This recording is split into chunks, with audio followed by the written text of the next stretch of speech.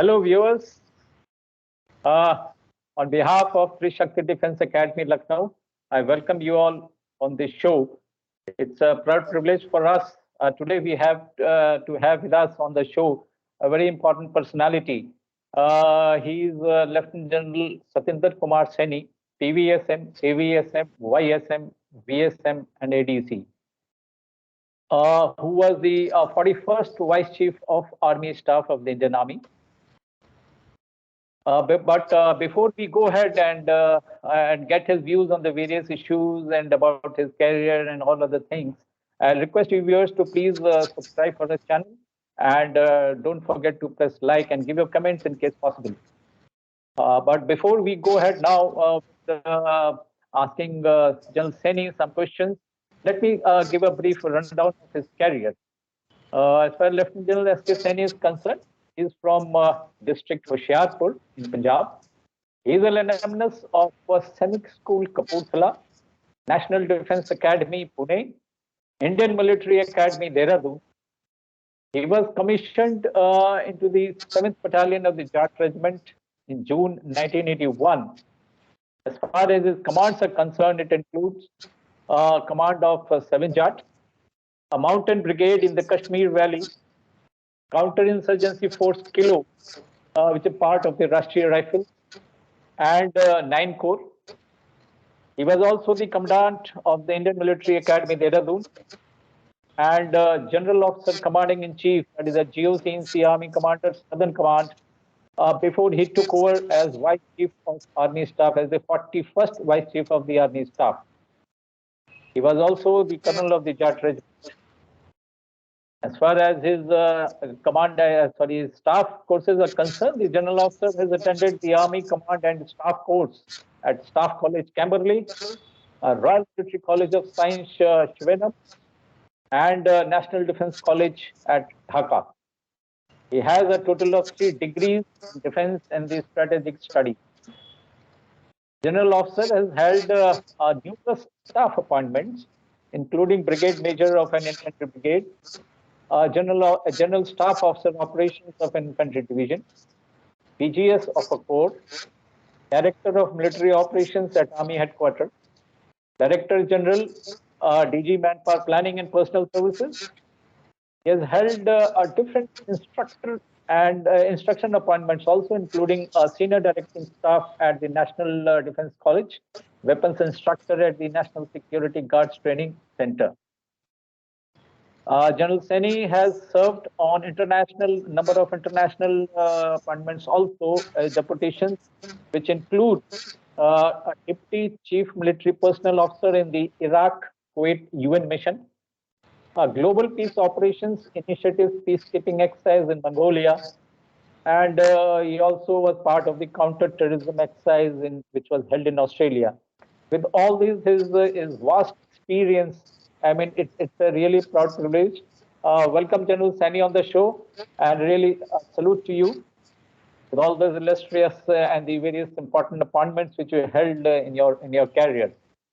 So, so my first question is, before we come on to the professional side, I would like to know, the viewers would like to know something about your life before joining the armed forces. I mean, what motivated you to join the army? My father was a doctor in the Punjab Government Service, and my mother was an educationist. So we were getting posted from one place to another within Punjab. So right from childhood, when I was in class 3, the 65 war started. Yeah. And somehow at that time, I felt that I needed to join the army, and I pestered my father to stitch NCC uniform for me. Oh. And I remember as a 3-year-old on Independence Day reciting a poem, which I still remember, Kadam Badao Nanne Rai, wearing that NCC uniform.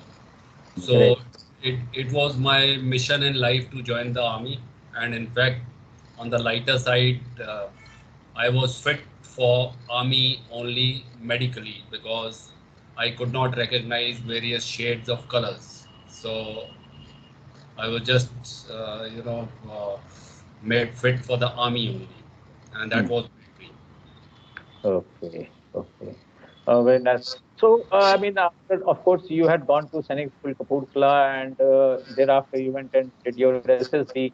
Where was your SSB held? And quite sure with your type of leadership which you possess, it wouldn't have been difficult, of course, to get through in the SSB. So, how was your experience? Where did you go for your SSB? Um, I went for SSB to Bhopal, and those days, since I was in Sainik School Kapurthala, so uh, that time our school sent the maximum number of students to NDA and always won the Raksha Mantri's trophy, which used to be displayed in the assembly. So which used to motivate us a lot. And when I cleared the NDA written exam, the school organized for us to get trained for the interview at Chandigarh. Okay. Today, there were not very many SSB training institutes at that point of time. So it was Minerva Training Academy in Chandigarh where we underwent uh, 14 days of training. And after that, I went to Bhopal where I cleared the SSB in first attempt. Oh, that was really good. And tell me, I mean, though you got commissioned in June 81, and from 81 till the time you retired in January 2021, I mean, it's a long career of almost 40 years. A large number of operations Indian Army and the Indian Defense Forces, Indian Armed Forces have fought, right, starting from the Siachen operations and going down the lane. You too must have taken part in some of these live operations. Can you narrate your experience of any one of the operations in you personally participated? Yeah, I in fact got posted to J&K in every rank starting from captain onwards. Oh, And I saw the insurgency and terrorism in J&K evolving. So while I participated in many operations as a major company commander also, but as a CEO, the perspective was different. So I would like to uh, describe one of the operations, which was in February 2002. And okay. at that point in time, we were deployed on the line of control in the Punch sector. And we had information that a group of terrorists is going to infiltrate uh, in next few days across the line of control and then go towards rear areas.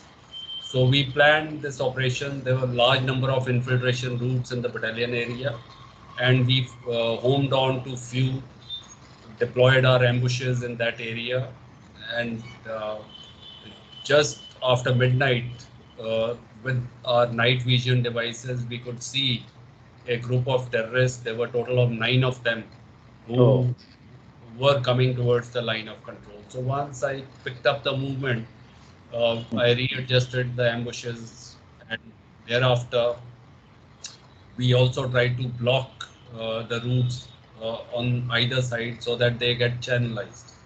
And later, at about 2 o'clock, the ambush was sprung when they were very close. At that point in time, my unit uh, uh, had number of successes. So my orders to my rank and file were that hold your fire, spring the ambush only when you can see the white of the eye of the terrorists, so that oh, they do not escape. But the terrain in those areas is such that we managed to pin down 8 of them. One still managed to escape the killing zone. And we had okay. to launch a separate operation next day in the morning while mopping up to get him, where we found him another 2-3 kilometers downslope. And in total, we eliminated 9 terrorists who had come from across the line of control. We also suffered some of our jawans who were injured.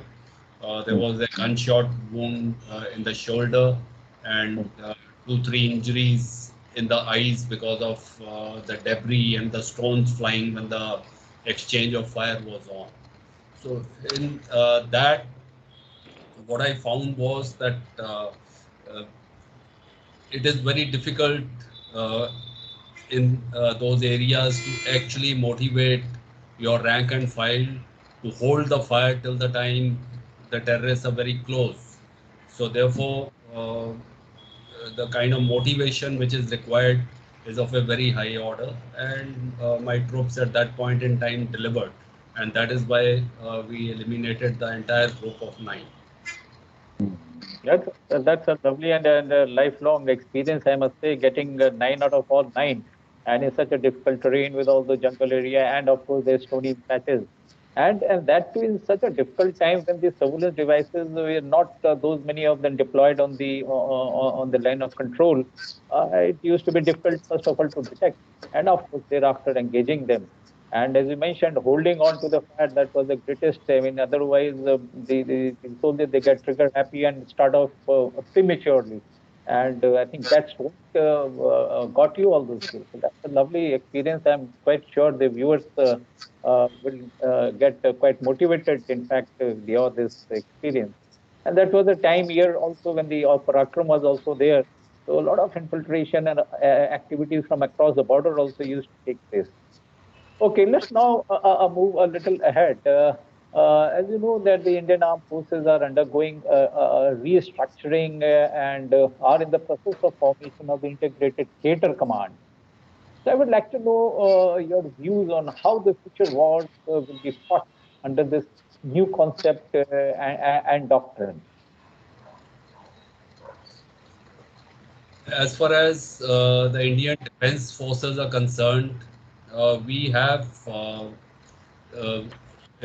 working principles and the main where all 3 services are required to participate.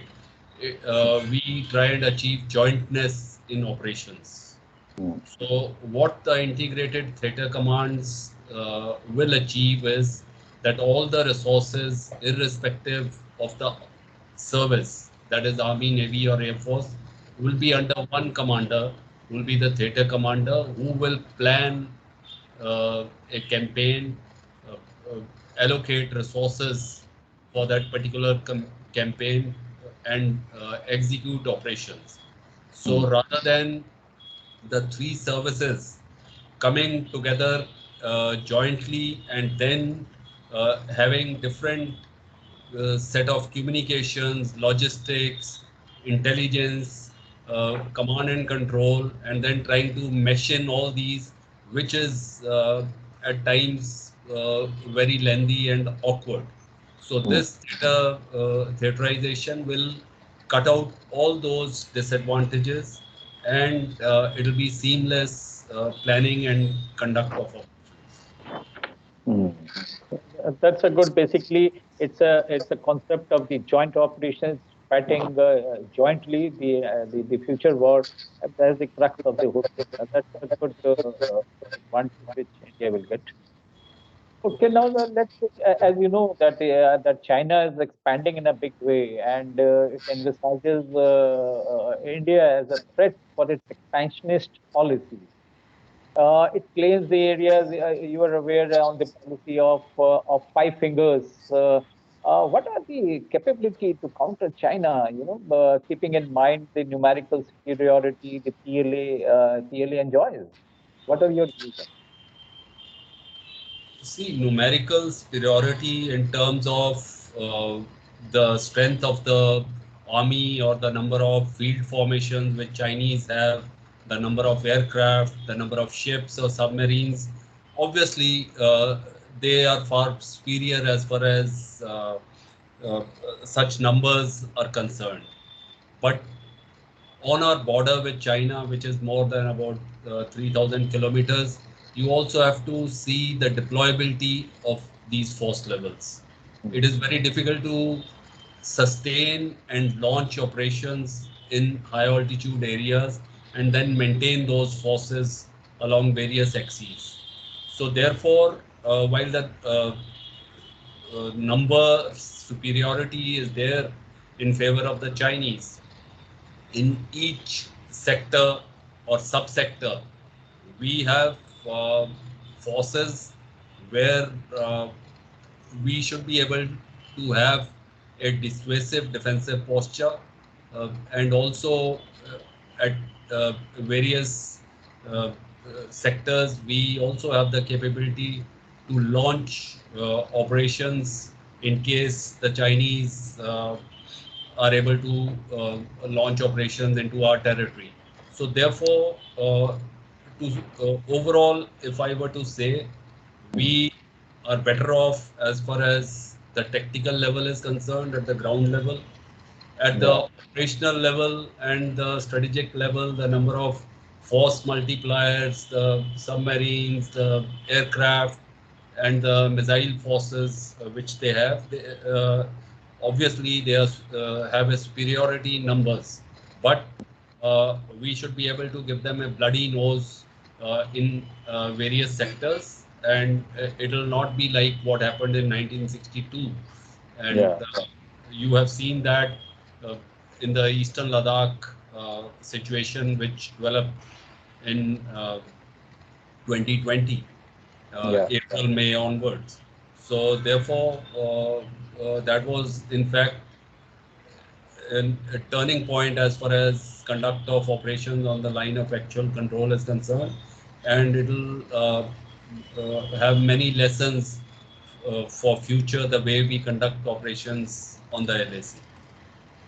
In fact, the China was totally surprised. I think they're totally surprised at the way the Indian troops they occupied those domestic peaks inside their territory, and that's the time when they realized. I mean, it's not that easy. It's not going to be a cakewalk as far as fighting against India is concerned.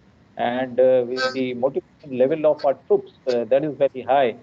And after all, at the ground level, as you rightly brought out, I mean, at the ground level, the situations may be different because of the terrain aspect, which we are aware of, which we know backward, and we are dominating also at certain places where, of course, we will be able to launch our offensive also. It's not that the overall across the LAC, the entire defensive operations will be there. And of course, they finally, what matters, by man behind the machine, that output matter. I mean, the numerical superiority can take a backseat as far as this is concerned. So what do you feel? I mean, with our present force levels, are we in a comfort zone to fight 2.5 front war? Any military planner or a commander will always find that the resources are limited and inadequate.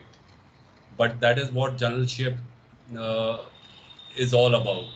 You have to prioritize various sectors and theaters and accordingly deploy your forces. So therefore, we will have to, out of the two fronts, earmark one where we want to achieve results. The second will be kind of a holding action. I don't want to use the military words or jargon in that. And we have adequate force levels to take care of both the fronts. Okay, that's good. So basically, it amounts to how effectively we utilize at the point of time, at the point of decision, and at the point of where we mean business. I mean, there, of course, India will give up, will be dominating, and will give up that. He knows it's not that easy now. As you rightly brought out, this India, today's India is not of 62 wartime. With it, as you know, there's a situation on the line of actual control with China. I mean, it's quite tense for last 4 5 years. We have seen that skirmishes will keep happening, and year after year, whenever these things happen, the escalation level has gone up. So let's take, in your opinion, what are the chances of de-escalation? Is China going to de-escalate? Will it happen in near future? Or these skirmishes on the LSC will continue and become more aggressive year after year? I visualize that China will keep India unbalanced for next few decades, and this unbalancing act will manifest in number of prongs, which includes the military prong as well. It will be economic, political, geopolitical, etc., diplomatic, etc. So as far as military prong is concerned, these pinpricks are like to continue, and of course, the like I mentioned, Galwan was an inflection point. So while a local conflict or a skirmish at the LAC can spin out of control, however, these transgressions will continue and we have to be prepared for that. So therefore, with the overall intent of China, such transgressions and situations, face-to-face situations on the line of actual control will continue. Okay, so naturally, our Indian forces, they are also deployed also accordingly. The large amount of big way infrastructure development which is taking place, so that as close as possible towards the LAC we get deployed, and that will give us a dominating height into our city and manning them 24/7. Uh, Now tell me, we are on the China front only. With China not trying to encircle India, from all the four directions through its DRI project. You take the CPEC, you take the Hambantota, the port at Sri Lanka. The Cocoa Island is already there for last so many years. And with the present now Maldives, the recent elections which were held where we have the pro-Chinese government there. What steps we need to take to ensure that we are not caught off guard as far as a threat from China is concerned? See, my views on this are slightly different. One factor which is constant is geography, and geography takes a revenge as far as nation states are concerned. It facilitates some states and it puts some states or countries at a disadvantage. So therefore, while you may have connectivity from China through the CPEC and a train reaching Europe in 14 days time, there is no population over there in those areas. Similarly, let us say the case of Nepal. They may have a train which is coming right up to Indian border, but they have to traverse the entire Himalayan range. Whereas India is at an advantage. India is going to provide Nepal with sea routes and ports which are available, which cannot be done. So having said that, uh, we need to take actions, and I think the recent G20 summit provided one opening, which was the India, Middle East, Europe corridor, which needs to be now taken forward and various projects started. While we will not have a direct route, we will need to carry out transshipment at minimum two locations. But nonetheless, this will be another alternative which will be available as a trade route, as a strategic route in case required. So we should not be overly worried about such encirclement while they may have an outpost in Djibouti. But see the distance which is there from mainland China and their ports, and their ability to project force to defend that port, uh, having facilities for repair of ships, etc. It's a huge logistic challenge. So therefore, we need to view it in that perspective, while also undertake measures to spread out and have our own outposts at various locations, strategic choke points, etc. But I don't see it as something which we should be overly worried about. So it's not that big a threat, I would say, but India needs to be prepared for this. We need to give a thought to this.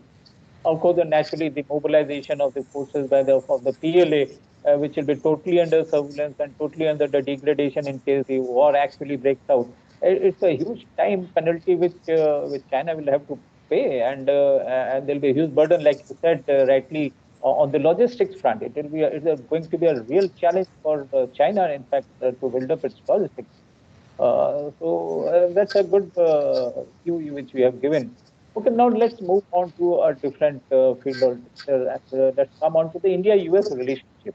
For last 7, 8 years, 9 years, we have been moving quite close to US, and India-US relationship is getting stronger year after year. Do you think will it have impact on our relationship with Russia? See, our dependence on one country needs to be little dispersed, and therefore we need to have multiple channels from where we get our defense equipment, etc. So we need to balance both the relationship, and I think in the last few years we have done it really well. While Russia would not want us to go too close or in a tight embrace with the US, but nonetheless, since our equipment at the moment, defense equipment is very heavily sourced and is of Russian origin. So therefore, we need to have multiple sources of such equipment so that in case of any emergency, uh, we are not at a disadvantage, and we continue to have a combat edge. Yeah, I think you're right because India was too much dependent on Russia and for its equipment and spare parts to the tune of almost 75 to 80%, which is, of course, now it is down to about 45 to 50%. So we need to continue. And moreover, with the rising image of India and the role which now India is playing in the entire world, with the present strong government, all these NATO nations, America, Russia, everybody has realized, they cannot exist without having good relations with India, with the large economy towards which we are moving. India is going to have her own say, which has been proved also when these sanctions against Russia was laid on by US and the NATO and the UNO when this war broke out between Russia and Ukraine. And India was also, taking a lot of oil, importing a lot of oil, and then exporting, which was not gone well with the US. I mean, finally, but then US understood the situation and then said, okay, your relations with China is okay. I mean, we do understand. So same way, Russia also understands our relationship with India. So it is you can say a growing stature of India, which is helping us to move into a fighting force as far as at the world level is concerned. Now tell me, it's been almost 20 months now of fighting between Russia and Ukraine. Russia being such a superpower at large force levels, all the highest number of nuclear warheads, and you compare against Ukraine, which hardly had any force levels and no nuclear warhead. How come Russia was not able to win a war against Ukraine? Of course, I mean we grant them that those four provinces of Kherson, Zaporizhia, Donetsk, and Luhansk, they have taken under control. But still, I mean, overall war as such, I don't think has been won by Russia. So how do you think? How long will this war likely to continue? In this conflict, since Russia had already annexed Crimea earlier, in the latest operations, their strategic objective appeared to be to overrun the entire Ukraine, and the initial offensive which were planned they gave a sense of that objective. They thought that they will face very less resistance from Ukrainian forces. But to their dismay, this resistance was very strong, and so far they have not been able to achieve any of their strategic objectives. So it was a sight to see large armored columns traveling along roads stretched out for 50, 60 kilometers, which no military planner would like to do. So they thought that they are going to overrun Ukraine and they will have local support as well. So which they did not find. So what I see is this is likely to continue, and it will depend more on uh, the West's continued support in terms of defense equipment, ammunition, as well as economic aid to Ukraine. And for Russia, it appears that there's no exit strategy because they have not been able to achieve any of their objectives which they had set for themselves. So it is likely that it may continue. We are having the US presidential election next year. So I don't see that the situation is going to resolve or the war is going to diffuse in the near future. So at least if the election results are not out of US, I mean, to that time at least it will continue. Maybe something silver line, maybe they are beyond that. And you rightly said with the NATO equipment, the amount of equipment which is flowing in from the NATO countries and the US, it has become actually actually a ground where a testing ground of a dumping ground of all the old weapons. Keep renewing your weapon inventory as far as the NATO countries and especially US is concerned. And of course, this has also, given us a lesson that how less numerically less force can hold on to a victory by a superpower or a highly numerically superiority in everything. In fact, Air Force also everything they had, but still they could not win a war. They got a setback. Okay, now just tell me with this war as the background. I mean, a lot of new fighting strategies have come up, and a new world order as such is emerging. And if you take into account the formation of the new regional alliances are coming up, like the Quad is there, which has been formed in the last 2 to 3 years. Number of these have formed. So can you throw some light on the new world order which is emerging? We have seen the world order transform from a bipolar one in between to unipolar, where America was the predominant power, and then various power centers emerged and it became multipolar. In fact, multipolarity is in India's favor, and we also our national interests will get advanced if we have a multipolar world. However, what has happened in the last few years is that multilateral institutions, multilateral uh, various fora which are there, they have not been able to leverage their functioning and effect or make effective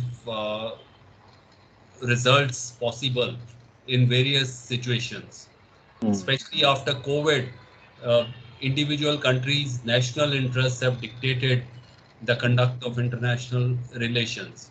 So therefore, this various countries have convergences on some issues and they have divergences on some issues, and this is likely to continue. So therefore, you have regional alliances or other alliances which come up where there are convergence of issues or interests between various countries. So like you mentioned Quad, So we have convergence with other three countries who are members of the Quad. So while we may have divergence with the US on other issues, so therefore these alliances, these multilateral institutions will come up, and the conduct of diplomacy has become so much more difficult, because earlier it used to be two blocks which the diplomats had to negotiate, but now there are multiple linkages between various blocks and alliances and these forums. So therefore, it's become a very complex situation, and I think our diplomatic corps is doing a wonderful job. Yeah, yeah, there is no doubt about that, of course. Now, having discussed a lot of international issues, now let's come within our own country. I mean, what are your views on the formation? Those two defense corridors which are coming up in the north, one in the south. Are we going in the right direction as far as manufacturing weapons and defense equipment in India as part of Atmanirbhar Bharat? I think these are very good initiatives which were taken, and various projects were also launched in these areas. Uh, and if we give more impetus to these projects, certainly it'll take our defense manufacturing base and will get enlarged, and we will be able to manufacture these items. But, having said that, we also have to realize that we will not be in a position to manufacture everything that we require. So therefore, our dependence on imports, especially high technology defense equipment and weapon systems, will continue, because it is not economically viable for us to start producing everything where we will not be able to export, and those defense hubs will not be sustainable. So while we need to increase the defense manufacturing base, but our uh, imports will continue. So wherever we have large numbers which are required, for example, small arms, which not only the three services require, Army, Navy, Air Force, but the paramilitary forces also require. So we need to develop our capability so that we do not have to import any of these weapon systems. So wherever large numbers are involved, we must have our own capability development and focus on that. Where force multipliers, which we require in less numbers, we may continue to import those. Yeah, I think you've rightly brought it out. And moreover, these things, all these chains and it takes time.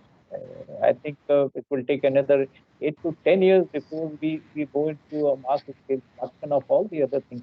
And of course, still, even by that stage also, what I feel, all those high-tech equipment, like you mentioned, that import of those equipments will continue.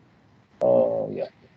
So now let's move on. See a new concept of the Ministry of Defense has decided recently to go in for a Agniveer concept of recruiting soldiers. How armed forces will benefit from this concept? I mean, what are your views? Just would like to comment on that. There has been a lot of writing and comments in the media about the disadvantages of the Agniveers, and how it is going to affect the defense forces. Uh, Let me tell you that till the 70s, I don't know recall the exact year, we had in the army color service of 7 years, and then reservist service was, I think, 10 years or something. I'm not exactly able to recall that. So 7 years was the color service at one point in time. So therefore we used to get quality soldiers at that point in time also, who fought various wars that came India's way. So therefore, because our population is so huge, we will continue to have people line up to get recruited, whether it is for 4 years or 25% or 50% retention after 4 years. So therefore, as far as numbers and attracting youth is concerned, it's not a problem.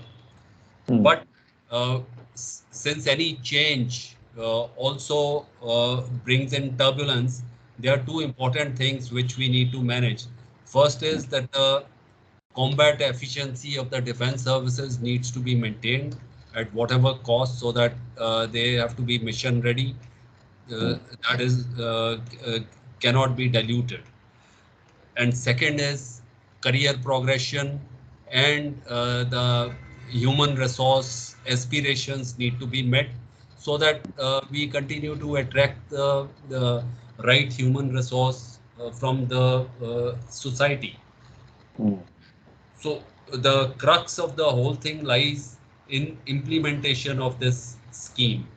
I have seen in my regiment and my unit as well, Agniveers have come, uh, and they are very well motivated.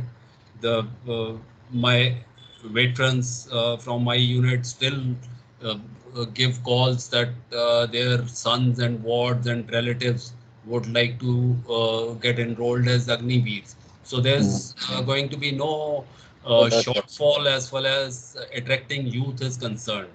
So what we need to manage is this change, and after a few years, the teething problems will be overcome, and we will have a youthful army which will be well motivated.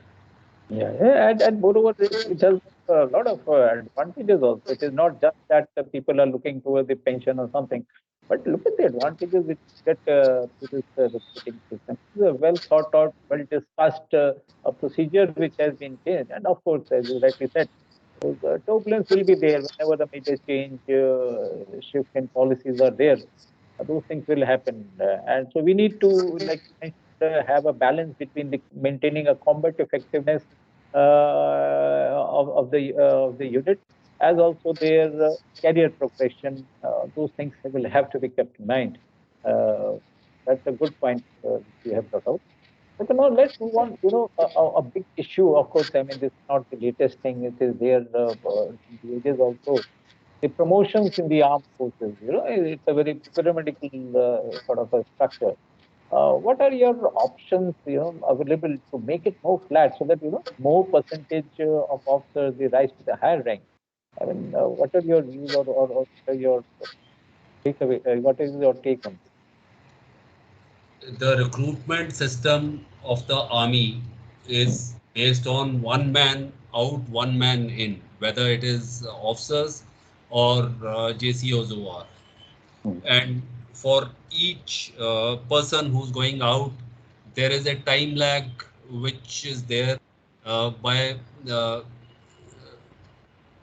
when 2 years or 3 years before that, that person who's going to relieve the outgoing personnel has to be present and get into the system to start training.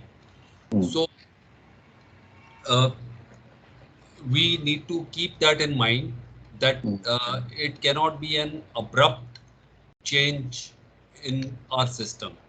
So since the authorized strength is laid down, we need to keep that in mind. Now, uh, from time immemorial, the defense services or the army has been a pyramidal structure. It cannot be a very flat organization. Uh, what we need to do is we need to fulfill the aspirations of large number of personnel who are unable to rise higher in the army during their service. So therefore, the emoluments should not be tied up with rank structure. It is either going up or you are going out. So we need to give continuity to various slots or positions which are required, especially these days. Technologically inclined or trained personnel are required. Artificial intelligence is coming in a big way. We have our own labs. We have SATCOM facilities which are there, and our data centers have come up. So you require continuity. So a person may not be going up in rank, but his aspirations, his emoluments, his take-home salary needs to keep pace with his length of service. So we will have to change that as far as pyramidical structure in terms of ranks is concerned. That will continue, but we need to de-link uh, our emoluments and not tie them up with the ranks.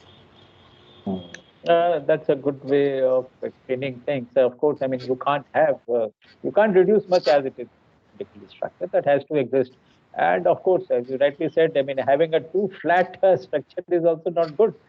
So what we need to have a mix actually between both these. You need to have a parallel movement of the officers and their this thing, and of course, like you brought out, till such time their aspirations of financial and other things are looked after, and then otherwise command and control generally, I mean, there will be no issue of it. So I think a lot of issues, yeah, Jenny has come out. We have discussed the international issues, international relations, and within the armed forces structuring, and a lot of other things. One last question I would like to ask, and you have been very busy professionally, otherwise in your career. How could you manage a balance between the official commitment and the home front?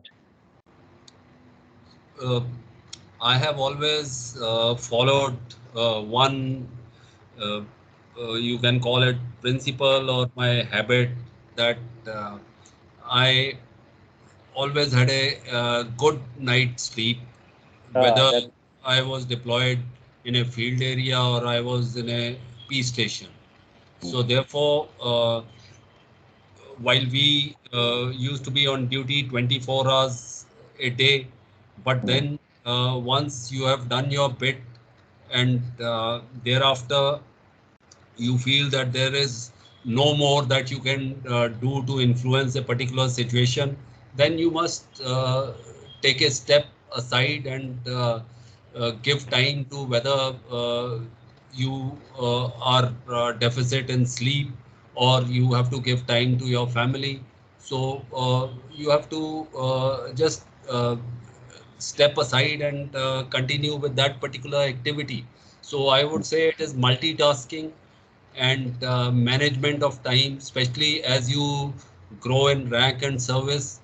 I think you get paid for managing your time so that you do not waste time of your subordinate. So it is very important for senior leaders to manage their time so that their subordinates have adequate time available at their disposal to balance this work-life division. That's a very well brought out, Janasini. One last thing is before we close our show, I mean, any message which you would like to give to the youth of today's youth of India as to choosing the armed forces as the career? Anything which you would like to mention? I would like to